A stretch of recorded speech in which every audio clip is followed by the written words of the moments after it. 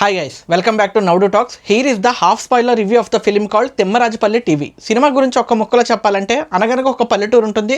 ఆ పల్లెటూరులో కొంతమంది జనాలు ఉంటారు. సినిమా అంటే వాళ్ళకే ఆ థియేటర్స్లో వచ్చే ఎన్టీఆర్ సినిమా, ఏఎన్ఆర్ సినిమా లేదంటే కృష్ణ గారి సినిమా ఇలాంటి సినిమాలు మాత్రమే వాళ్ళకి తెలిసిన సినిమా. అయితే అలాంటి ఒక పల్లెటూరులోకి సడన్గా ఒకరోజు ఒక టీవీ తీసుకొస్తారు. అప్పటి వరకు తెరల మీద మాత్రమే చూసిన సినిమాలన్నీ ఆ సినిమా ప్రపంచం అంతా కూడా వాళ్ళ కళ్ళ ముందే ఒక చిన్న పెట్టెలో ఉండేసరికి జనాలందరూ చాలా ఆశ్చర్యంగా ఉంటారు. అండ్ ఆ టీవీ గురించి, ఆ టీవీ తీసుకొచ్చిన మనుషుల గురించి ఎక్కువ మాట్లాడుకుంటూ ఉంటారు.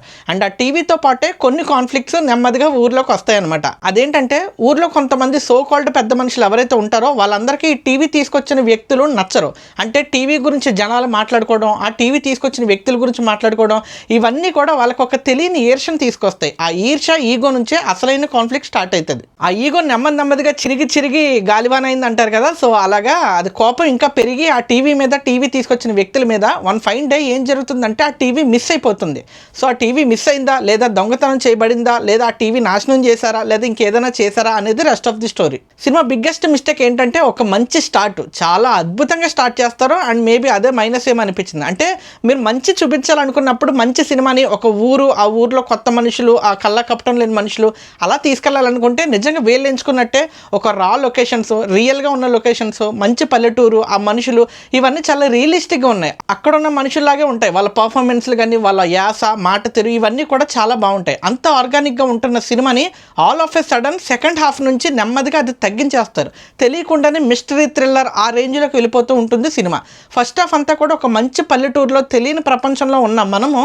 సెకండ్ హాఫ్కి ఒక సినిమా చూస్తున్నాం అన్న ఫీల్ తీసుకొస్తుంది అనమాట ఆ సెకండ్ హాఫ్ అనేది. సో ఉంటే ఫస్ట్ హాఫ్లో అయినా ఆర్గానిక్గా ఉండాలి, లేదా సెకండ్ హాఫ్లో మిస్టరీ థ్రిల్లర్లో అయినా ఉండాలన్నమాట. సో సెకండ్ హాఫ్ ఎప్పుడైతే స్టార్ట్ అవుతుందో తెలియకుండానే ఆ ఆర్గానిక్గా ఉన్న స్టోరీస్, ఆ కళ్ళ కపటం లేని మనుషులు ఇవన్నీ నెమ్మదిగా తగ్గిపోయి ఒక సినిమా చూస్తున్నాం, ఓకే ఇప్పుడు ప్రాబ్లం వచ్చింది కాబట్టి దీనికి ఒక సొల్యూషన్ చూడాలి అనే వైపు నుంచి జనం చూడడం స్టార్ట్ చేశారు. And of course cinema setup వాళ్ళు అలా పెట్టుకున్నారు. ఈ సినిమా సెటప్ ఇది కాబట్టి దీని పే ఆఫ్ ఇలా ఉండాలి అనుకుని రాసుకున్నట్టున్నారు. మేబీ అది కొంచెం ట్రైలర్లో రివీల్ చేసి ఉంటే బాగుండేది. అట్లీస్ట్ ఈ మిస్టరీ థ్రిల్లర్ ఏదైతే ఉందో అది ట్రైలర్లో రివీల్ చేసి ఉంటే ఇంకొంచెం బాగుండేదేమో అన్న ఫీల్ వచ్చింది. కొద్దిగా రివీల్ చేశారు కానీ మరి ఇంతలా ఉంటుంది అన్న విషయం నాకు తెలియదు. టు బీ ఫ్రాంక్, ఈ సినిమా చూస్తున్నప్పుడు మీ అందరికీ, ఒకవేళ మీరు 90s వాళ్ళు అయితే కనుక మీ అందరికీ మీ పాత రోజులు ఖచ్చితంగా గుర్తొస్తాయి.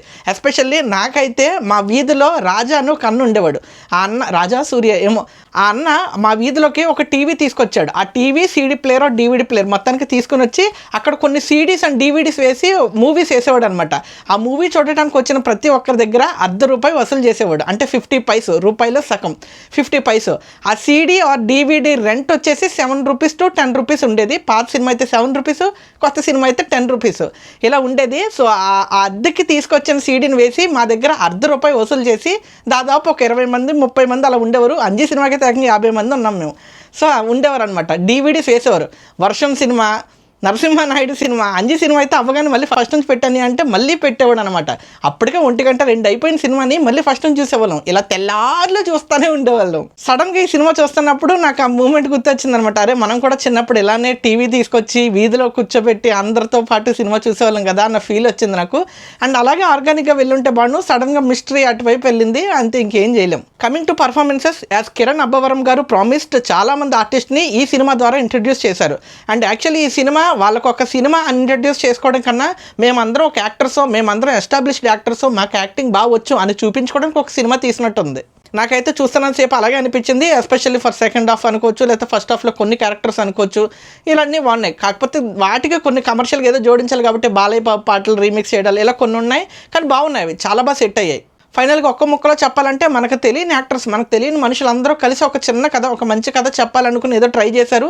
సో మీరు కూడా ట్రై చేయాలనుకుంటే చూడండి, ఖచ్చితంగా చూడాలి, వర్త్ అని అయితే నేను అనను. కానీ ఒక మంచి ప్రయత్నాన్ని ఎంకరేజ్ చేయాలనుకుంటే కనుక you can watch this movie.